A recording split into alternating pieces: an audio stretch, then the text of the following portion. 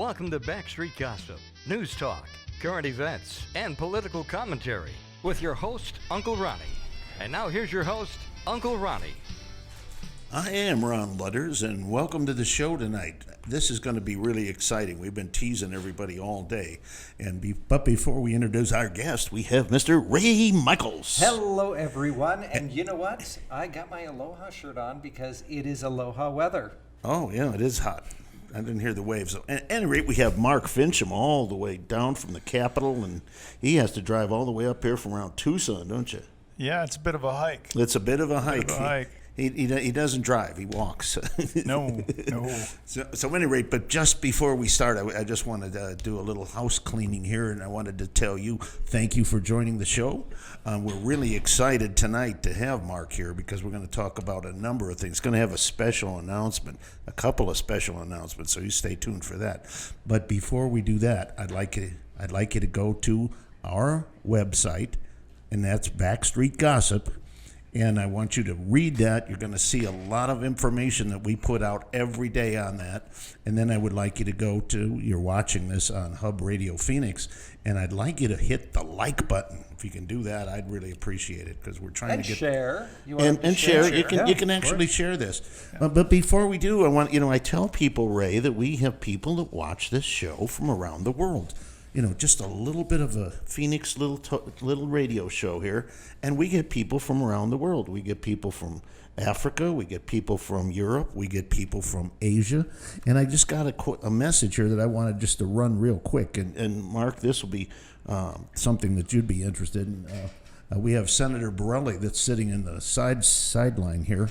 Which is not usual for a Marine to be on the side. But at any rate... I wouldn't go there. No, I wouldn't go there either. It's just a quick message. This is what we're saying. Just a quick message that I am writing to you from Ainsley, North Wales. This is in Wales. That's impressive. In the UK. Yeah. It's in the UK. And he says, I've been following the Arizona troubles from day one. And I'm learning that this is a total disgrace for the Maricopa County Board of Supervisors. It's embarrassingly pitiful, and they are trying to hide something. And we'll discuss that a little bit. I don't want to go on with the rest of this, but it is a gentleman from Wales interested in our elections process here in Arizona. This was pretty exciting. Yeah. So, at any rate, Mark... You've been in the legislature for several years. When I met you when you first were running for that. Now, how long have you been there now? First elected in 2014, so my first session was 2015. So I got 6 years under my belt. We're halfway through this session, so I can say I'm about 7 years. All right. I've got 1 year to go before I am termed out, and as I told my constituents right up front, I'm not going to do the whole office switching and all that. They spoke loud and clear. We want term limits. I'll be going home. What he means on office switching is people we're term limited here, and people will run and stay in one position, like in the House, and then they'll switch off and run for the Senate. And the senators will switch off and run for the House. Right. Kind of defeating the whole concept, I would think, of term limits. Term limits means that you go in for a certain length of time and then you're out. But what they do is they just transfer, like you said, from the House to the Senate, Senate to the House. So their name recognition obviously gives them an advantage because people see their name. They don't know if they're a senator or a state representative. So they just keep voting the name. And like I ran against somebody who'd been in for about 45 years, just bouncing back and forth, Senate to the House. Well, the interesting thing here, the reason I wanted to talk to build up a little bit here is because Mark has risen to the leadership positions, and especially very early on, and I think it was November 30th, you had called something out here regarding a special session with Rudy Giuliani and a number of other people. Do we have a sound problem here? I can't hear a thing. Can you hear anything? It wasn't a. Are we on?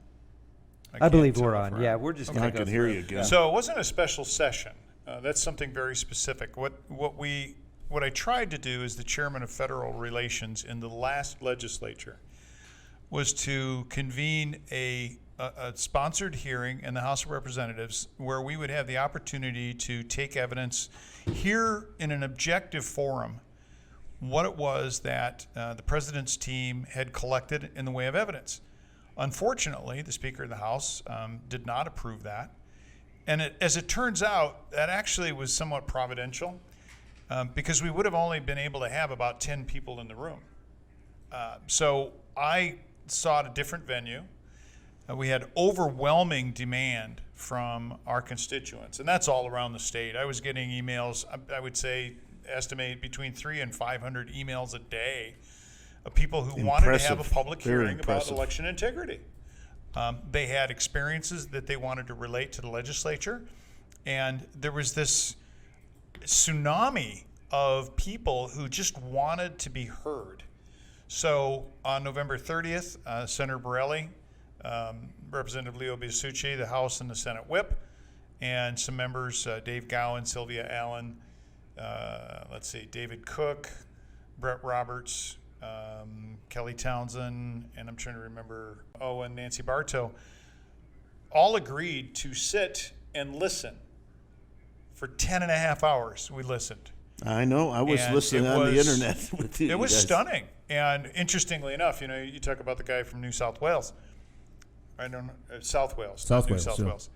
I to this day, I'm getting emails and compliments from people all around the world, from France, from Scotland, from Canada, Japan, Brazil. This is amazing. This is amazing. The world truly is watching Arizona. And I think that boils down to one thing.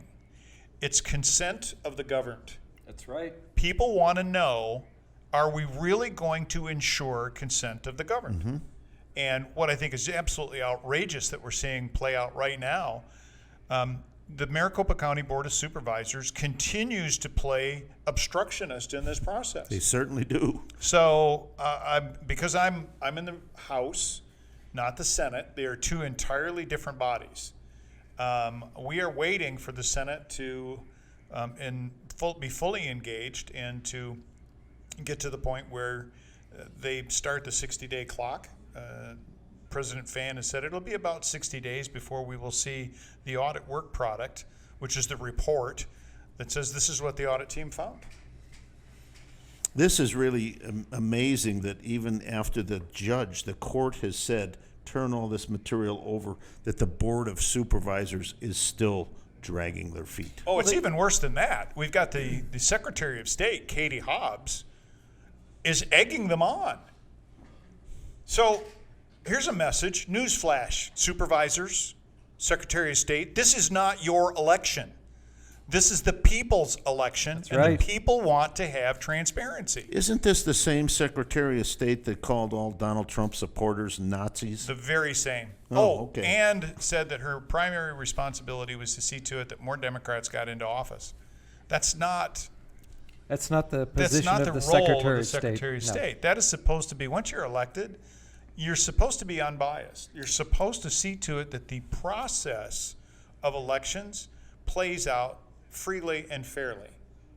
And we've got every indication that not only is the Board of Supervisors trying to hide something, I mean, why else would you go to the lengths that they have gone to, but to cover something up? So I think that it's high time that they back off and they allow the Senate to do its job, and that is oversight. Exactly. I want to interrupt you here with what I spoke to some of the members of the Maricopa County Board early on. This was before. They won't talk to me now, I don't believe. Probably not. They haven't answered any of my phone calls, at least. And one of the things that I had indicated is, did you do your due diligence? Now, this kind of sounds strange because they're the ones that Right. have to say, yeah, here's the money to run the election. And it appeared that they left all of this up to this man by the name of Fontes. For those of you that don't know, he was the Democrat that was in charge of the recorder's office, who runs pretty much the process in Maricopa County. Right. He has been in a lot of trouble over the years. He was defeated, thank goodness. But he has been in, and he called us all seditionists, as you probably have seen that. I couldn't believe he put out a video saying Well, even we're all CNN seditionists. has now debunked that and said, no, it really was Antifa and BLM. Hate to break the news to you, lefties, but you've been outed. Yeah. But it was I think we know now that they handed over their responsibility to Fontes and the recorder's office, and they're the ones that made the decision to use Dominion. When a state as large as and influential as Texas said, we're not going to use Dominion because they're not capable of doing the election in a fair and equitable manner. And Texas even went as far as prohibiting its use. They didn't just say you're not going to. They prohibited by law, as I understand. And so our board of supervisors just rushes headlong and say, "Welcome." Of course. Well, I think I wouldn't characterize it that way. I think what's going to happen in the audit is if something is found that is untoward, it will point to one of two things. It's either going to be incompetence or criminality. And frankly, this might be a stretch. I don't know that the people really care about that part, because sooner or later, all that's going to come out in the wash and everybody will be found out. What they care about is having a fraud-free election in 2022. What they care about is knowing that their vote isn't canceled out by somebody else's extra vote or somebody's illegal vote. That's called voter nullification, and it's so much more pervasive than this straw man voter suppression that they keep talking about. Voter nullification is the real that's the real culprit here. That's the bed bugs in the bed. Yeah. Absolutely. So, Representative Finchem, do you feel, just to go back to some elected officials that believe that they are only elected by their party, and that once in office they don't serve the state? So, for instance, the Secretary of State, does she not understand that she is the Secretary of State for Democrats and Republicans, and she must serve for both? Yeah, I can't answer to what's in her mind, but that certainly is a question that every single person in Arizona that votes should be asking her, what have you done to this office? That's a serious question. To be so publicly biased and to call people just vile names. I mean, think about the term Nazi. That is one of the most vilest things that you can call people. And she's out there freely expressing that. And by the way, without any proof. If you were a member of the Nazi Party and you came here from Germany, or you were an American Nazi, or even a neo-Nazi, whatever that is, it'd be one thing if there was proof that you were. But to categorize over 70 million people who voted for President Trump, and some would estimate that that's over 80 million, you better think about what you're saying. Well, you basically turn away half of the voting population. Exactly. And that goes to this whole narrative that Creepy Joe has been talking about, unity. They don't want unity. They want submission. Absolutely. And that is not what the Secretary of State of this state should be engaged in. Well, they seem to forget that it is consent of the governed. Absolutely. I haven't consented to a lot of things that are happening right now, and when people stand up, right now they're being shut down. Do you find that this is happening? Yeah, in more fact, and more here in the state? Great question. That's one of the reasons I introduced House Bill 2180, which distinguishes, if it ever gets heard, distinguishes the difference between a platform and a publisher. If you post something online and the host of it edits it or somehow alters it or even blocks it, that's a publisher. The platform is for a free exchange of ideas. Now, of course, there's guardrails. You can't threaten people. You can't out somebody. I mean, the typical, you can't call fire in a crowded theater. Yeah. But the point that I'm making here is that if you want to be a publisher, fine, go be a publisher. But there's going to be a fee. If you want to be a platform, then people should have that, because they've become essentially de facto utilities. There's no other place where you can have that kind of freedom of expression. And that kind of power. That's right. That's a lot of power. Now, That's right. I know Supreme Court Justice Clarence Thomas made a statement today with regard to this, saying that that these platforms should not have full rights as, what is it, the... Section 230? Right, Yeah. right, 230. Yeah, so under Section 230, they're actually, and I think it's parent 3 or subsection 3, the states actually have a carve-out in that.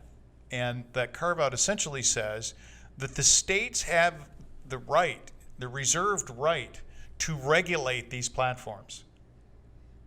And That's stunning. As it should be, As because it we dang are well should the be. United States That's right. of America, not That's the right. United Federal Government That's of right. America. So that's what House Bill 2180 seeks to do. It was assigned to judiciary, wasn't heard. I'm not sure why it wasn't heard, but we're looking for a bill that we can amend that onto over in the Senate. Or something that we can do. Striker it's bill. a parliamentary. Well, we can't use a striker this late, but we can amend it onto another bill. So we're searching for a friendly sponsor to have it added. This is something that, whether you're a Republican, Democrat, Independent, doesn't matter. You should be very, very afraid of this. Oh, of because course. if a platform operator can cancel, erase, alter what you're saying, moderate your speech as long as it's not a threat, if they can do it to one group, they ultimately will do it to all groups. Yes. Look at what our petty little dictators have done around the state over the last 14 months. You give them just a little bit of power. As I recall, the shutdown of business was supposed to be 2 weeks. Yes. Yeah, because Mask- we're going to 14 flatten, days. we're gonna Mask flatten wearing- the curve. Mask wearing was 15 days. Yeah, it didn't work out so well for us, did it? Yeah. Now, you, as a state representative, you must be very concerned of also what's going on in Georgia. So Georgia made striking rules and laws that are really make the election process transparent. Yeah. They didn't restrict anything. They just said, look, we need to stay within these guidelines. And look at what these major corporations, Coca-Cola, Delta Airlines. Airlines, they're coming after the state as though these corporate entities have power over state sovereignty. Yeah, so I got a simple solution for that. Stop flying Delta, stop buying Coca-Cola, buy Pepsi.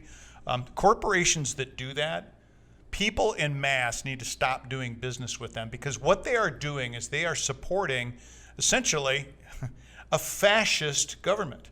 They have become part of the government, shutting people's speech down. So we have something like Major League Baseball. It is Yeah. the American sport. Same thing for them. Infected by the same garbage. Well, Yeah. the thing that really bothers me is, and you need to study a little bit about this, but one of the things that it is required is something that we have done in Arizona. You have to show an ID to vote. And What a thought. yeah, I mean, who would have thought that only an American citizen should vote? Yeah. But that's what they're doing, and of course the Democrats, including the President of the United States, Joe Biden, now said, "Oh well, we ought to take the national or the World Series out of was it the World Series or the All-Star game? One of them. All-Star, They need yeah. to take it out of that state because you can't require that." All at the same time, the baseball clubs are insisting that people that go to their ballparks show that they have an immunity. They've had the shots given Yeah. to them to attend a ball game. Yeah. But it's not proper to expect the public to show that they're really a citizen. Yeah, their hypocrisy and their lack of thought on their policy is stunning. You have to have, and I really applaud Representative Blackman. You know, he got up on the floor here a couple of weeks ago talking about voter ID and all that. And I think he was righteously indignant about, are you saying that black people aren't smart enough to get an ID? No, I mean, that was a great question. It's very true. And he confronted the left, of which we have a number of members in our body, on that very question. And I'm trying to remember his name. Ami Daily Wire did a on-the-street interview talking to elites at Berkeley. and asked, do you think it's racist to require somebody to have a photo ID to vote? Oh yeah, we think it's racist because they don't know how to use the internet. They don't know how to do this. They don't know where the DMV is. They might not qualify for driver's license.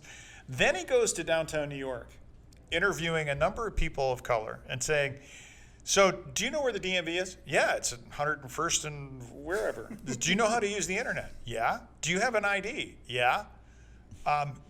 Do you think that liberal white people have an argument when they say you're not smart enough to get an ID? And they were somewhat resentful of the implication. So this whole, well, I can't get an ID. Here's an idea. If I were Secretary of State, I would see to it that anybody who wants an ID would get an ID, a photo ID that's fully qualified. Amen. I mean, Right. it costs the state pennies. Right. Okay? So how about we do that for you? By the way, you have to have an ID to cash a check for state benefits. Right. You have to have an ID to Open a bank account to cash the check. To cash a check. Buy cigarettes, buy alcohol. Yeah, and then of course you have to have an ID to enter a Democrat Party meeting.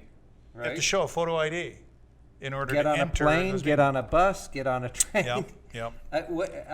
And the lies that the mainstream media are putting out with regard to, see, people are going to be standing in line and they're going to get no food and no water. No water for hours they on miss end. the whole point is that these hopefully elected officials are going out with their information and handing it to people in line to circumvent, 75 feet from the polling stations that you can't advertise? Yeah.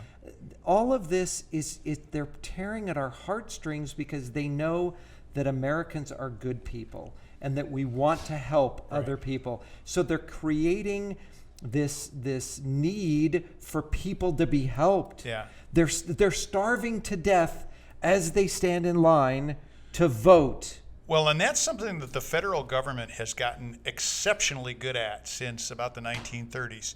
Create the problem, then arrive on the scene to solve the problem.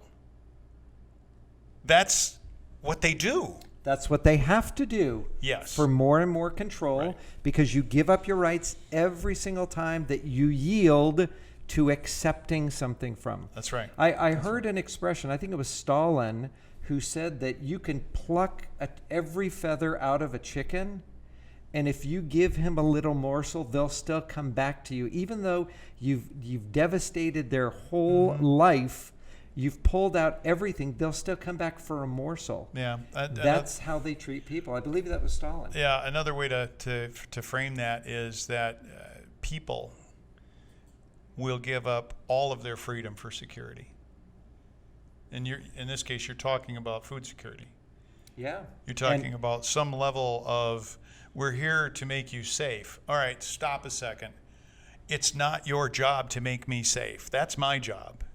Now, if you want to have OSHA and you want to have an employer give you a safe working environment, okay, fine. But ultimately, it's not your job, government, to live my life for me. That's right. Could you imagine 150 years ago when people were in a covered wagon, had their families, all of their possessions, they're ready to leave town, and the mayor says, wait, stop. It's dangerous out there. Don't go. We're not going to let you go without a mask. What would they do? Yeah. They'd cock back their shotgun and say, you better step out of here, because I'm need to going step out aside. there. That's right. Right. That's right. But for some reason, we have just yielded to everybody saying, but we want you to be safe. As soon as we have a vaccine, we can take the masks off. Now they have the vaccine, and they, you know what? Just to be safe, you still should wear a mask because it's not 100%. And you know what? Why don't you wear 2 of them? Yeah. Because then you'll even be more safe. This is a massive psychological experiment that's been pulled on the American people. In fact, if you go back a decade, I think it was Cass Sunstein was talking about nudging people.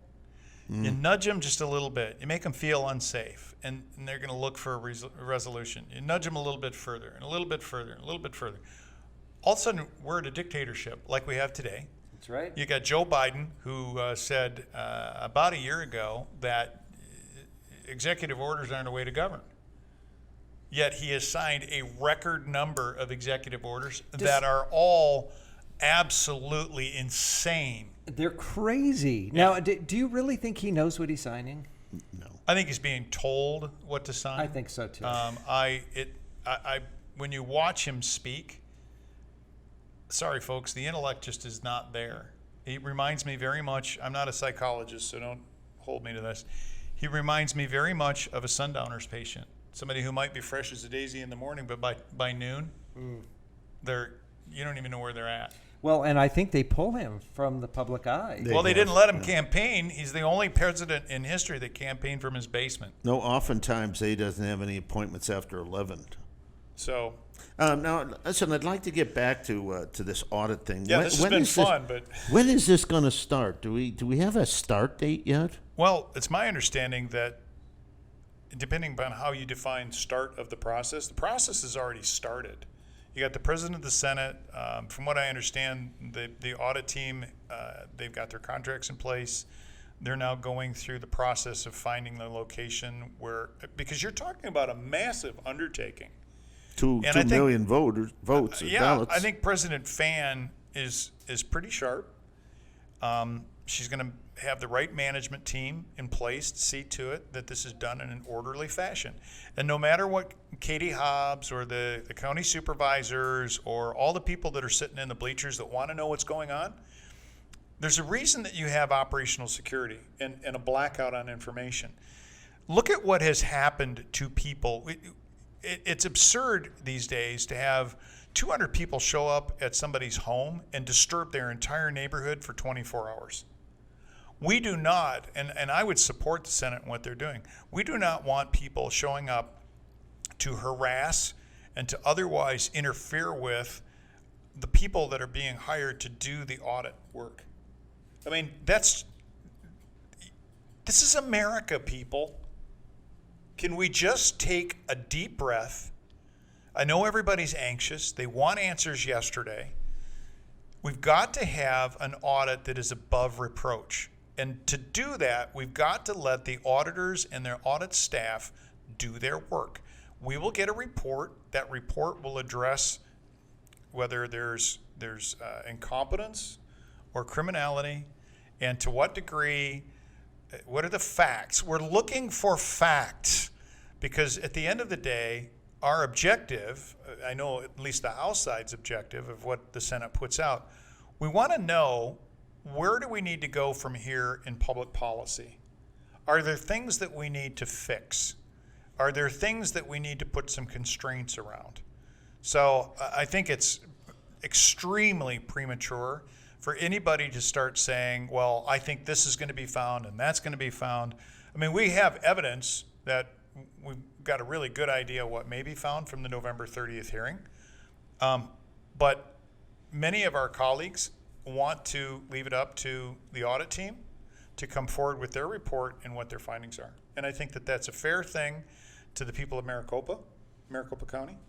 And believe it or not, I think it's fair to the supervisors. I think that they need to step aside and let this process happen, because ultimately, down the road, this is mapping out what our future looks like. And if that means that we need to strip the supervisors, for example, if the public policy comes out that they have wholly interfered and we do find a whole bunch, and this is a what if, how do we strip that authority that was given? They're a political subdivision of the state. Yes. How do we strip that authority away from them so that this never happens again? And that must happen. It's a theoretical question. I don't know if it must happen. We're waiting on the audit report, so we know. In my opinion, it must. We cannot have Representative Finchem. When was the election? 6 months ago now.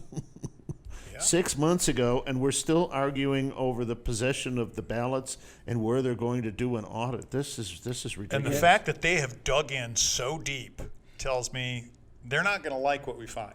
There should be statute that says if this happens, the request is made. It should be a line item. Now, I'm curious because the Senate is pretty well taken over exactly what needs to be done.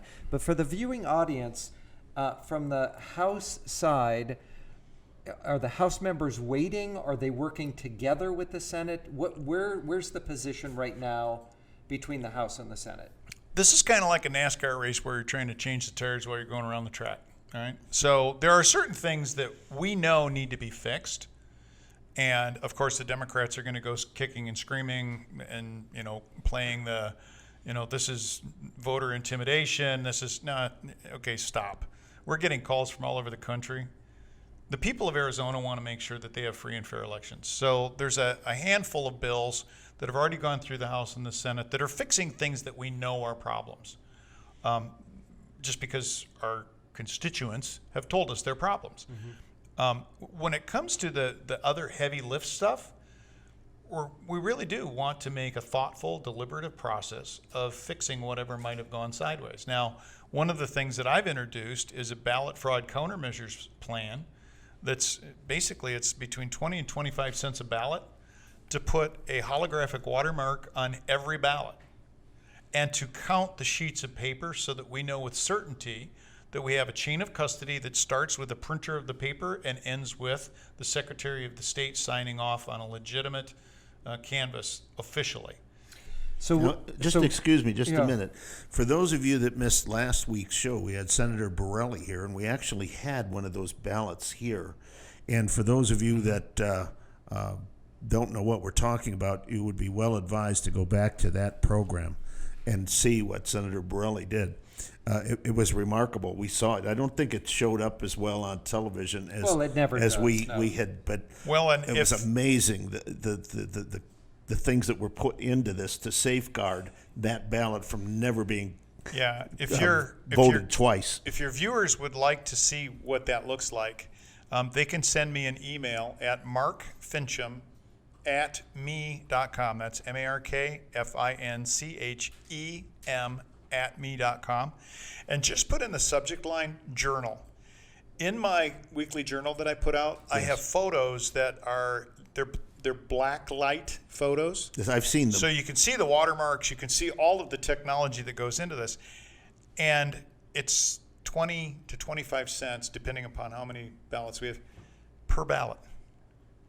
Now, I've been at a couple of events over the last couple of weeks, and I've asked folks, there you go. It's right there. Yeah. I've asked the constituents that have been at events that are between 100 and 200 people, would you raise your hand if you would be willing to pay 25 cents for ballot fraud countermeasures every election? And without any reservation, every single hand in the room goes up. So this is a very popular thing that people would like to have. And, there's allegations that there were counterfeit ballots. And, well, we don't know. We're not going to know until the fraud investigation, the audit, the forensic audit is done. And if there is some kind of fraud, we now have something in place. But I would point out that we need to have this in place anyhow. Right. Oh, sure. This is a standard countermeasure that I was stunned to learn that we don't have. From this time and place forward, this ought to be what we do. So if I'm understanding correctly for the audience, right now there is no safeguards from a printer with regard to the ballots. None. Any printer could print out ballots, whether or not they were paid for it. They could just go through, and they're all the same. The only security is the timing marks. They have to be exact. And if somebody wanted to replicate a ballot, they could get the size of the paper right. They could duplicate the ballot that we have. And that's one of the allegations, that there were duplicated ballots that were submitted in the system. Now, we don't know if that's true or not. Well, if we have a certain amount of voters and you have more ballots than voters, then you pretty much know that this is what's happened. Yeah, that was what Dr. Shiva showed us in our November 30th hearing. He actually took the number of voters in both parties, in fact, all voters in Maricopa County, and built the mathematical model to show what would have had to have happened in order to reach that result. And after trying hundreds of thousands of different equations and different variables, he came to one. And it showed that 130% of Democrats would have had to have voted. He had me at 130%. It's like, okay. I remember I saw that presentation. That's pretty stunning. So we now know there's something to look at, and when the folks look at the ballots and do that audit, I'm holding my breath to see whether or not Dr. Shiva is proven correct or proven wrong. But he claims that it's a mathematical certainty. You would think that no matter which party that you belong to, win or lose, you'd want to know if it was fair. Yeah. That's all that we're looking for is the Right. transparency and the fairness and being able to audit it after the fact. And my hat's off to John Brakey. I don't know if you know John Brakey? John has been course, on many he's- times. John is As a matter of fact, he's watching. He Well, did text me that hi, he's John. watching. Hey, John. you're Brakey. a hero in my mind. John is a longtime Democrat. Yes, he and is. we have very different world views. We have very different views on platform. But one thing he and I both agree on, and we've been working together on this, one thing we both agree on is if our guy won fairly, he won. If he lost fairly, he lost. Exactly. And at the end of the day, that is the essence of the consent of the governed. And Amen. frankly, that is what the Secretary of State should be looking at, instead of promoting the idea that her responsibility is to get as many Democrats elected as possible. Now, how is it possible that an elected official could come up with this theoretical position? Is it written anywhere? Is it in statute?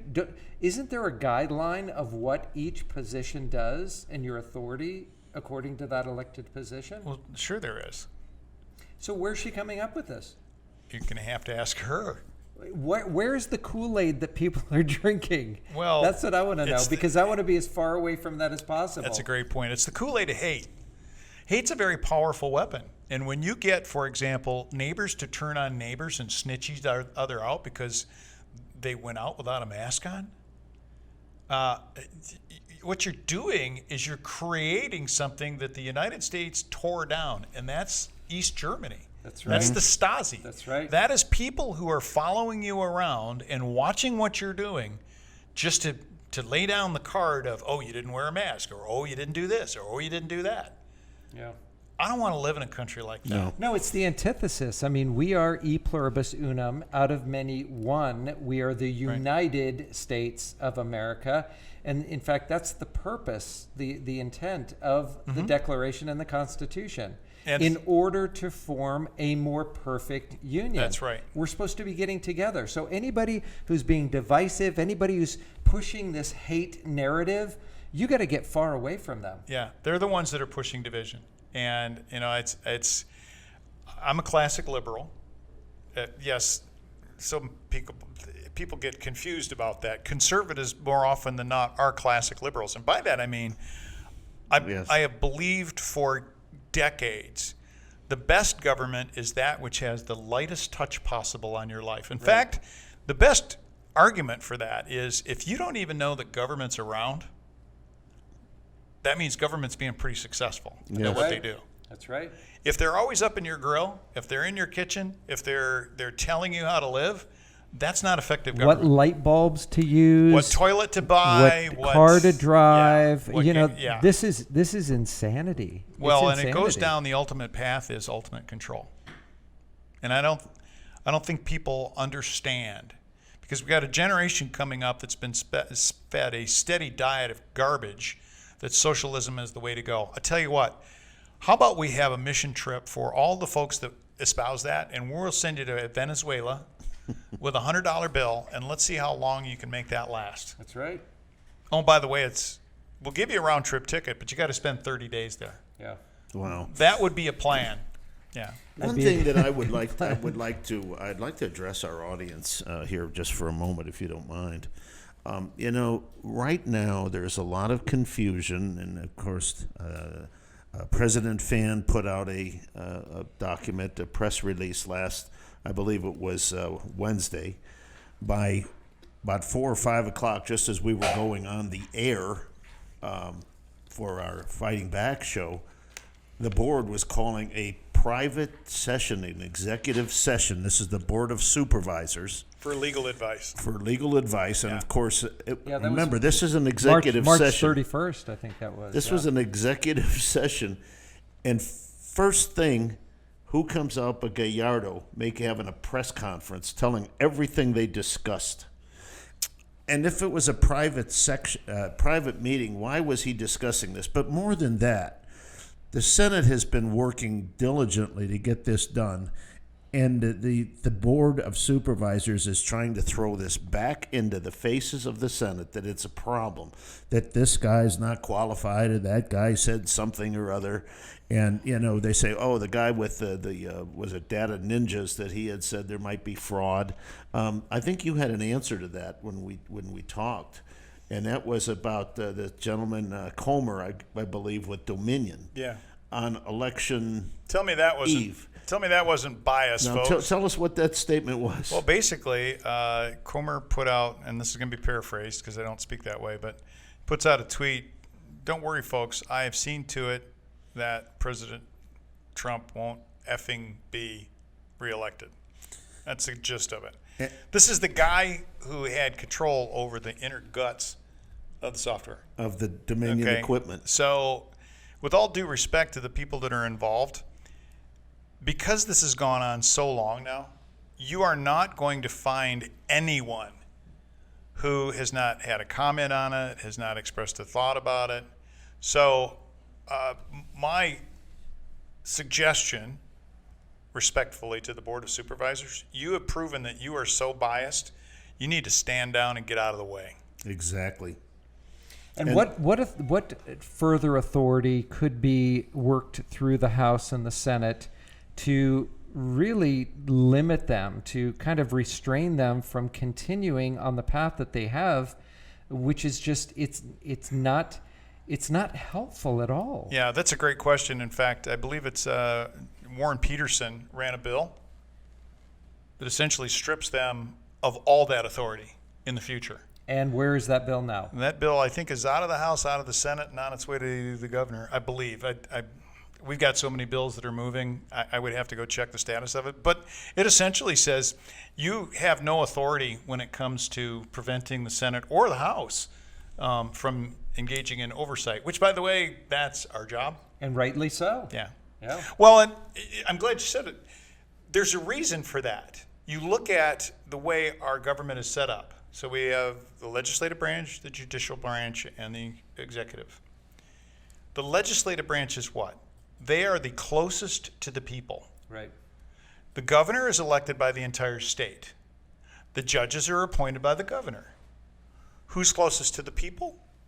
I have roughly 270,000 constituents. That's as close as it gets. Right. So, I took probably half a dozen phone calls from people today. What are you going to do about this? What are you going to do about that? Can you tell me why the $32 public safety fee showed up on my vehicle registration last week? Try picking the phone up and calling the governor to get that question answered. No, it's not gonna Or happen. calling a judge to say, what are you going to do about this? It's not going to happen. No. That's why, because this election belongs to the people, that is why the House and Senate ultimately have oversight authority over that. So you can argue about, well, the Senate didn't do it this way, or the House didn't do it that way. That's not the issue. And frankly, I think that going forward, it might be helpful if the Secretary of State, for example, in order to ensure an orderly process, if somebody has a claim that they've got beyond reasonable suspicion, if they have probable cause to show that there is something in the election that is fraudulent, why not empower the Secretary of State to call for a forensic audit? I mean, that's one more organization, not just the House and Senate, but if you have an executive branch office that says, I've got a concern here, instead of just rubber stamping the canvas and moving it on down the road, that's not good governance. No. So I think that that's one of the things that we should probably take a look at going forward. Not that this Secretary of State would do anything like that, but we're not going to have that individual in office forever, and it's something to give some careful contemplation about. Well, Representative Finchem, early on we had Steve Chukri here, and this was back in November. I think it was even before your hearing well, we don't call it a hearing, I guess. It was a public hearing. Public hearing. No, it was a public Gathering, hearing. I know the governor wants to call it a meeting. It was a public hearing that was called for the people. Yes. Not the governor. And we did appreciate I watched all day. We had a show that night, and I was still watching just minutes before we go on the air here. But one of the things that got me is Chukri, and I had sent him a number of texts saying, hold off, don't vote. He says, well, by law, we must approve the ballots. We must certify the election. Mm-hmm. And I tried to remind him, it doesn't say, the law doesn't say you have to certify. It says you have to meet for certification. And explaining that a no vote, you will not certify, is as valid as we will certify. Yeah. And they didn't quite, that puzzled me. I don't know who, well, I do know who their attorneys were. And I don't know if they were the ones that had talked about this, but it just blew my mind when they thought, well, we have to certify these. Yeah, and the final analysis, if somebody says, I believe that if we have a system where anyone can't raise a red flag and say, there's a problem here, then we have a very broken system. Exactly. I think the important thing to understand, let's keep going back to, this is the people's election. That's right. This is not an election that belongs to any one individual or any group or board. If the people say, we don't have confidence that this election was free, fair, that it was fraud-free, we want to have an audit. I'm crystal clear about what the people of Arizona want to have happen. And for 5 individuals to stand in the way of this audit is reprehensible. So I'm told I hope that they're listening to the show. well, so Absolutely. do I. I'm hoping that I know Shelby Bush and a group are gathering signatures. Yes. If that's the disdain and the disrespect that this Board of Supervisors is going to have for the people of Maricopa County, they need to go. Exactly. Well, They need to go. In addition, they sent out a public notice that said, well, we're going to be doing this, we're going to be meeting. And I know the Libertarian Party, because they were here and they explained it to us, but they had to file a lawsuit because they weren't included. It was the Women's League of Voters, right, that was included. Exactly, yes. But the Republican Party wasn't there, the Democratic Party, and this was Party. appalling, since we were a politically driven state for our election process. And then not to allow the parties involved with the, quote, the sham audit. I use that term. That sham wasn't audit. an audit. I know it wasn't. That was a show pony thing. Now we are a state that actually encourages the parties to actually be involved in this whole process, right?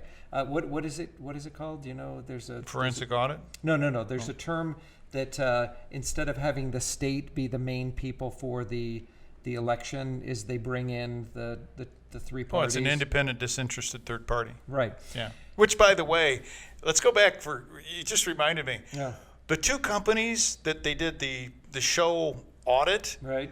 those are the companies that certified the equipment in the first place. How can that be an audit? Because they're not disinterested third parties. Right. They actually had an interest in the outcome. That's not an audit. No. Right.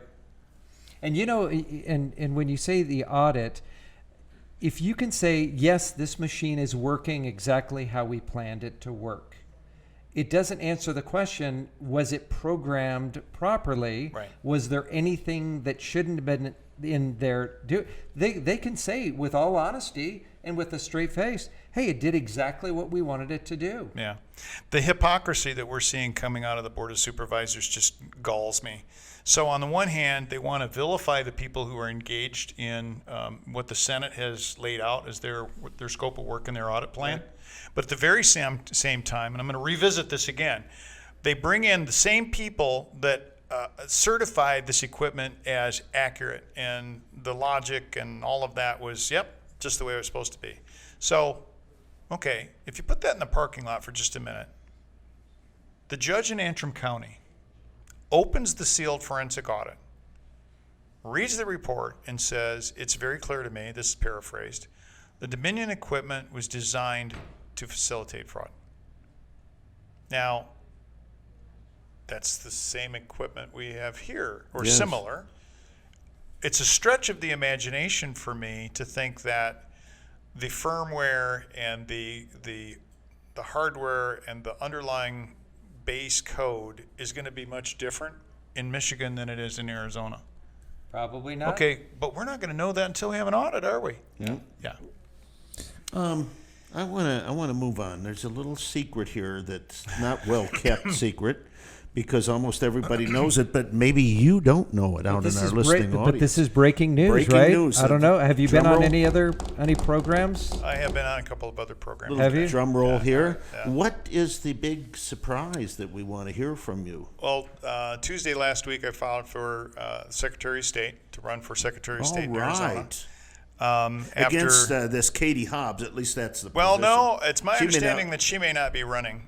She and may run for governor. She I've may heard. be. She may be running in a different direction.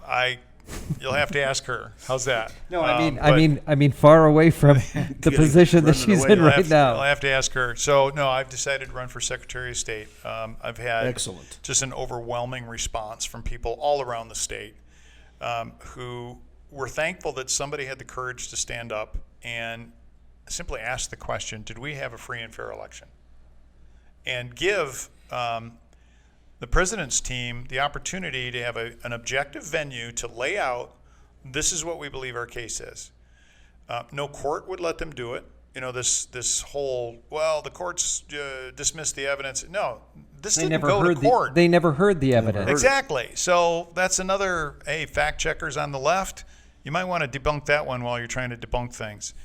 But it just, the overwhelming response from people to say, look, we don't trust the system we've got. You've demonstrated the courage necessary to stand up to things that you just see as wrong. So, yes, I filed for Secretary of State last Tuesday. We're getting all the team spun up and ready to go. In the very near future, hopefully within the next 24 hours, you'll be able to go to votefinchem.com. That was for the 2020 election for House. We're retasking that so that we can put up the Secretary of State run. But yes, that should be up in the next 24 to 36 hours. And we're going to do what we can to prosecute a clean election. I'm not running clean. I'm not running clean. But I don't believe in throwing dirt. I don't believe in vilifying people. We want the one word I always use, the best disinfectant is sunlight and fresh Justice air. Brandeis, yeah.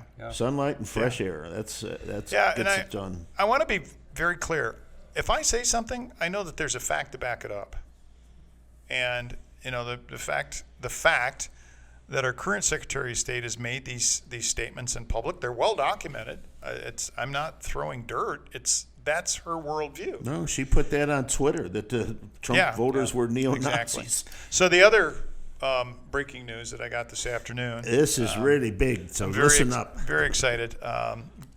Retired police commissioner in New York City, Bernie Kerik, has endorsed me.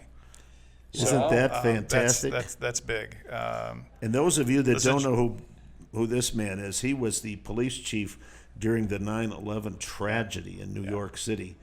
And I have the utmost respect for this man. So do I. He's a law enforcement brother, and I am delighted that he sees in me the integrity and the trustworthiness to put his endorsement behind me. In fact, if you want to see it, it's out on Steve Bannon's War Room, where he had credited me and Senator Borelli that had we not stood up for the November 30th hearing, this whole thing would have been swept under the rug. Yeah. And I just shudder to think, had we not taken that on, you would hear crickets. Yeah. This would be over. And the people would have been denied their day. And you'd have had a lot of upset constituents. Well, you mean more than I have right now? A lot more. One of the things that just it excites me to be in Arizona, and where we're rough and tough and hard to buff. This is important because we still are leading the nation on this That's a on this really good process. point, Ron. We are setting a standard that other states are watching right now. And I think one of the most important things for us to remember is in our system of government, you don't see this anywhere else in the world. In our system of government, the fact that we are able to scrutinize our elections makes our democratically elected republic strong. Yes. For the people who want to deny us the ability to scrutinize an election, they're the people that want to drag us down into a third world nation. So I'm excited about the idea that Arizona is apparently is the key that picks the lock. There are other states that are We're looking. going to have to cut this short. We're getting the word here, the music. I think that's classical gas. I don't know why you're playing that with. Well, Representative Senator Finchem, thank Finchem, you, classical gas. thank you so much. We Thank you for appreciate having your me. service, and we admire you for standing strong on term limits. So thank you very much for that. My pleasure. But you have a heart of a servant, and you want to go out there and do some great things. You see that the Secretary of State position has been going in the wrong direction. I'm sure you're going to take it to a new direction. So thank you so much. We've got to cut Thanks. this now. It's an Thank you very automatic much, pilot. Oh, You're it's an welcome 8-minute anytime. song, so it's You're welcome anytime here, Mark, as you All right, know. thank you. And we thank you for watching Hub Radio and Backstreet Gossip. We'll be right back after these words.